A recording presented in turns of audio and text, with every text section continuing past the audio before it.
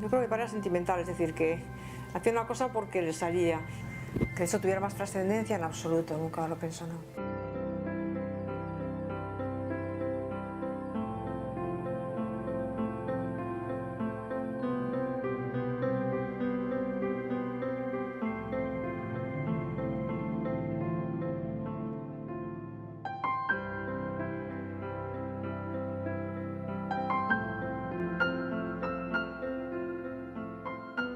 Mi padre nació en 1908 en Madrid.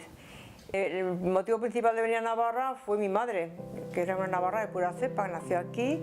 Y bueno, fue curioso porque mi padre al final se acabó convirtiendo tan navarro más que mi madre. O sea, le encantó el entorno, a él le gustaba mucho el monte, la naturaleza, esquiar. Yo el recuerdo que tengo de mi padre es alguien por un lado científico, técnico, un hombre muy trabajador, muy honesto, muy honrado, muy humilde, y por otra parte con una sensibilidad, yo diría, interior y muy clara, muy contemplativa y muy bonita con la naturaleza.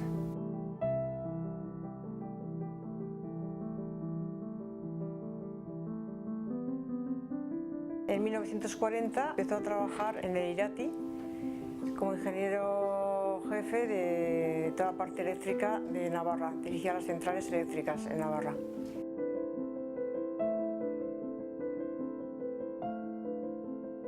Siempre, pues no sé si como ingeniero, porque le encantaba la tecnología, la fotografía y el cine desde muy joven, pues siempre le entusiasmó.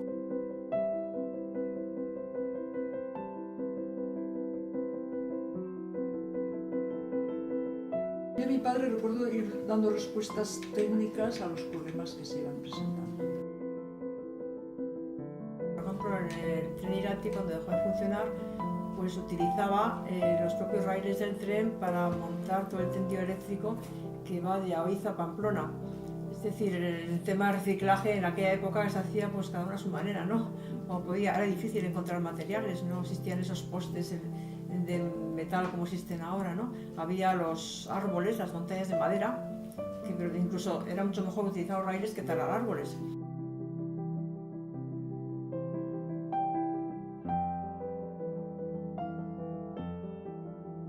Las películas montaba, hacía todo un montaje, era una especie como, para entonces nos parecía como magia, vamos. Hacía los rótulos de las películas, hacía los letreros, ensamblaba todo y eso le llevaba muchísimo tiempo. Muchas veces se quedaba hasta las tantas a la noche porque se metía en ello y se olvidaba totalmente el horario. Y mi madre a veces tenía que sacarle porque se metía tan completamente en los temas del cine que no había manera de salir de él. Y era motivo a veces de discusión, ¿no? De decir, te pasas demasiadas horas con el cine y tal.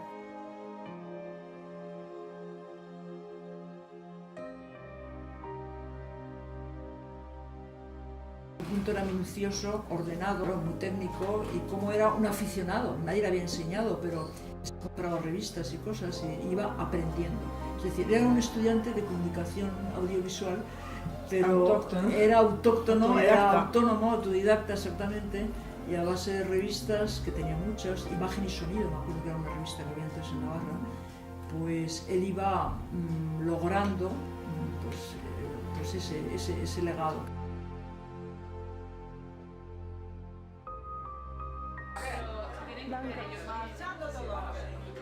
Cuando tú ves esas imágenes, después de muchos años, pues claro, ver a tu padre, sobre todo cuando acaba de morir tu padre o tu madre, es muy fuerte. porque no ves fotos, ves vida, los ves vivos, y normalmente cuando alguien ha muerto y lo ves vivo en foto, cuando es muy reciente te hace un impacto enorme. Luego ya pues tienes la distancia, ¿no?, del tiempo. Y lo que ves, pues te ves en lo que eras, te ves más a ti misma que no te has visto a ti misma en una imagen, a lo mejor en el ambiente familiar. Era un poco postizo, porque siempre hacer una película tenías que ir de aquí a allá. Y entonces tenías que ir de aquí a allá, o tenías que ponerte donde quería mi padre. Entonces, claro, estábamos siempre un poco como no deseando acabar, no sé si me explico. Sí que al ver los vídeos, digamos que capto otra dimensión que a lo mejor en aquel momento no la captaba. Era simplemente el disfruto presencial de lo que vivía, que era feliz, no quería estar en ningún otro sitio. Pero capto quizá toda esa dimensión de mi padre, mucho más profunda, de amor al bosque, y a lo mejor yo no me he dado cuenta hasta después.